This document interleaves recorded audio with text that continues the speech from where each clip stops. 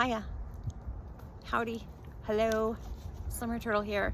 Sorry this video got delayed. I actually have good reasons. Alright. I told you I would share it. I found this.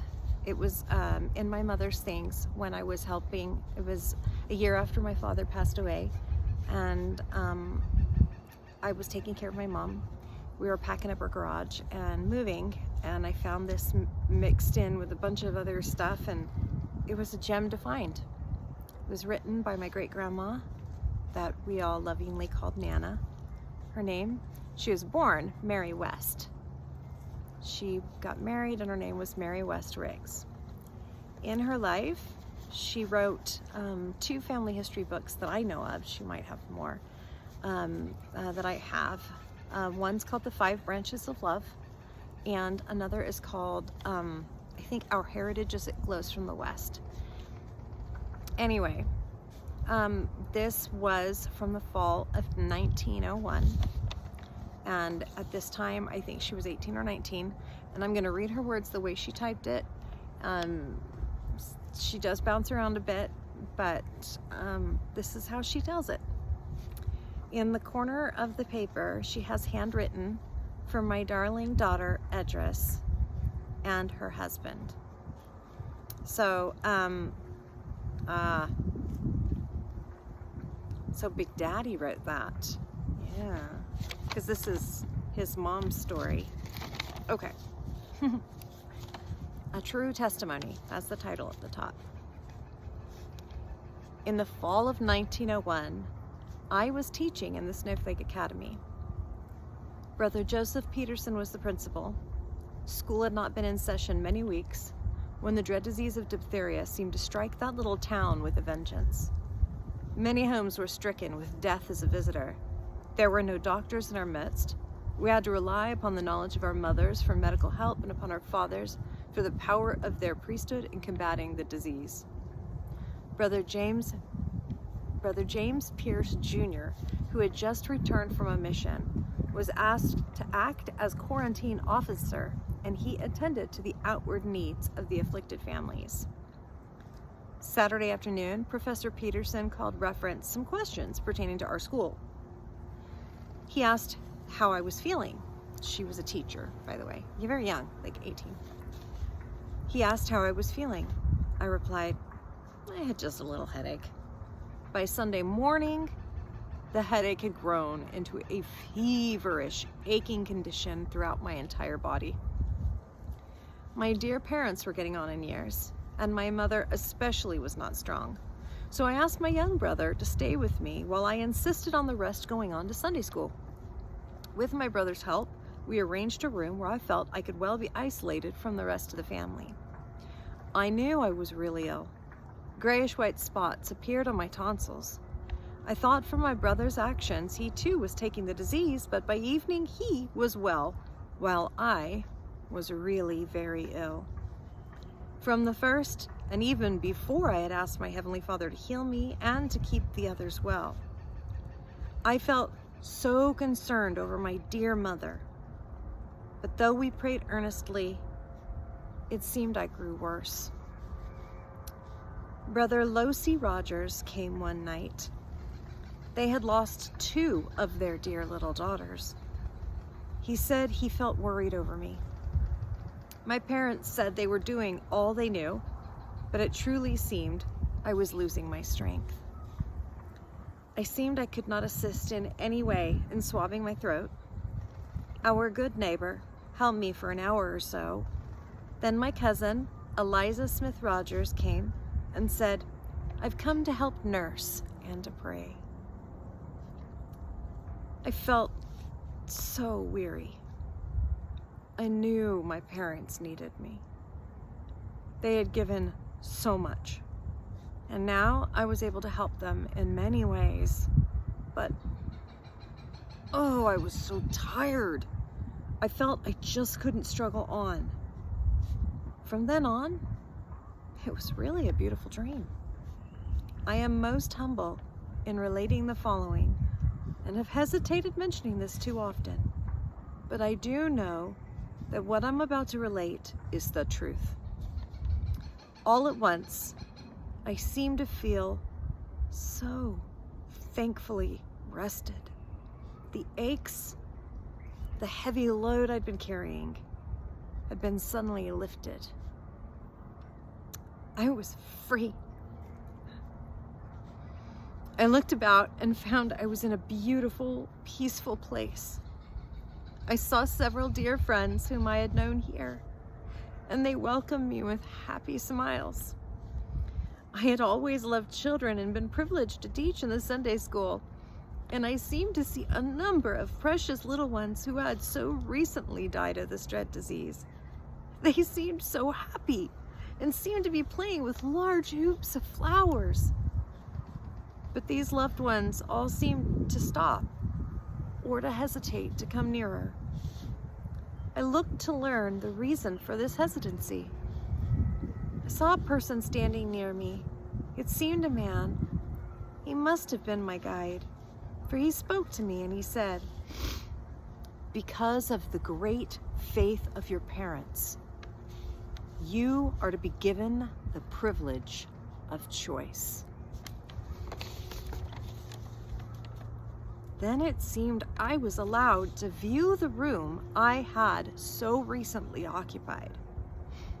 The paper on the wall stood out almost more plainly than when I was there. Then I saw my body so plainly. A great love and tenderness arose within for my body. I felt so grateful, so like a guardian of something more wonderful than I had ever dreamed. I thought, oh, how helpless that body is. How carefully we should guard it and never put anything harmful or unworthy into it. I can never express the almost maternal guardianship I've always felt for my body since that time. But on with my story. I saw my beloved parents bowed in grief, one on either side of the bed. They seemed to feel their pleadings for my life. I thought that was so interesting. Anyway, my words on that. I thought that was so interesting. Now I must digress long enough to bring here the story Elder Pierce has told. We must remember, at this time of his life, he was living very near to his Heavenly Father. He had feasted on his mission, and, sorry, the words are kind of faded here, so I have to kind of figure out what it's saying in the crease, because it's this old. He had feasted on his mission, and it was a trial for him to leave his labors in answer to a call from a sick wife. Brother Pierce had slept very little for many nights. He had sorrowed with his neighbors who had lost loved ones. This night, he told his wife he felt he must get some rest in order that he could better do his work. She told him that she'd call him if anyone needed help and for him to relax. He was sound asleep in a moment, but in a short time he leaped from his bed and began dressing. His wife urged him to lie down, telling him no one had called. He was only overly tired. He listened to her and was again asleep, when soon the same thing occurred. Again, with greater persuasion, he laid down the second time, but soon the same occurrence was repeated the third time. This time he forbid his wife, trying to dissuade him. He said, "I know it's the Lord calling me. Someone needs me. I'm sorry I've been so slothful. I don't know who it is, but I will be led." Brother Pierce said, as he reached the sidewalk, he began praying to be directed. He was soon standing at our front hall door. He rushed up the stairs unannounced and said, "Brother West, I've come to help in administering to Sister Mary." My father, with tears streaming down his face, began saying that he was afraid it was too late. But Brother Pierce seemed to be given great power, and they proceeded. back to my experience as I saw the sorrow of my parents. I felt I should ask for the privilege of returning. Sorry. Let me reread that. I'm sorry. Sorry.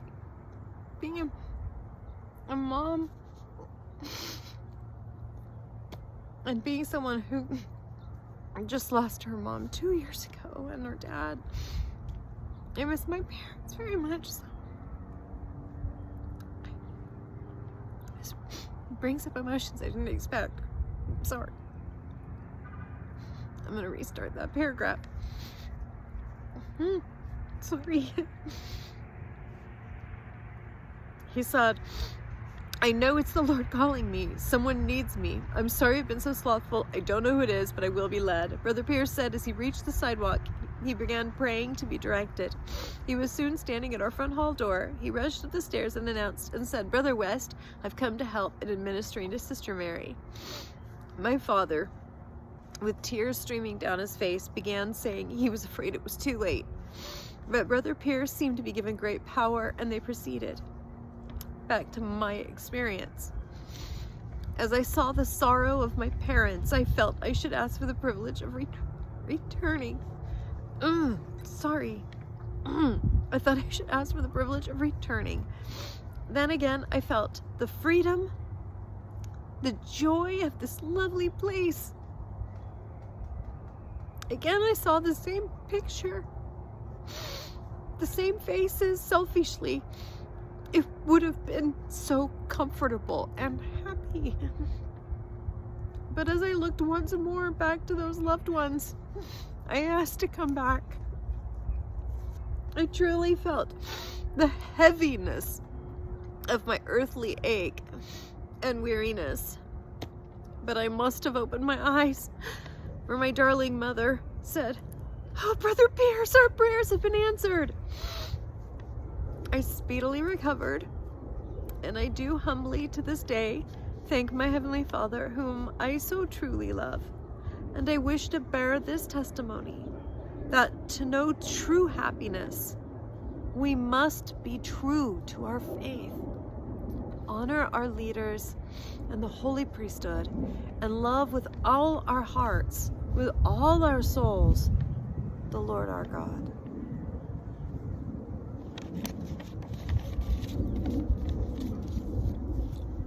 At that time, she was still single. She hadn't found her beloved. And, yeah, we would have had to have been born to other people. Such a weird thought. Heavenly Father works all those things out. I think what touched me and stood out to me about her near-death experience was how she felt the prayers of her loved ones, and she felt pulled by it. And then I think of people, I think that's what it's like for people that are in comas or catatonic. Because I don't believe for a second God would trap anyone in their body like that for all that time. I think that they're able to be elsewhere and in the spirit realm. But I think that they can still feel and hear us. Anyway, this story gave me great comfort in my mom's last week.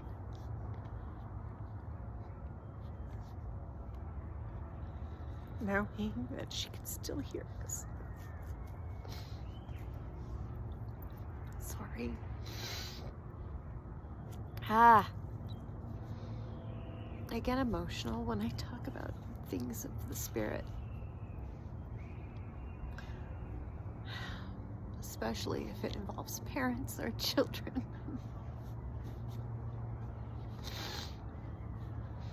Anyway, I wanted to share that. So, I'm gonna say that if you found this fascinating, interesting, or if you think somebody could use it,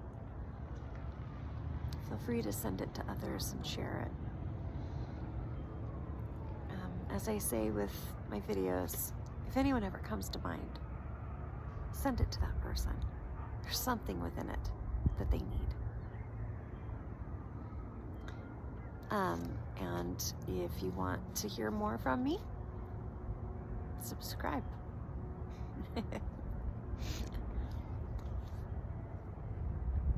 Later, y'all.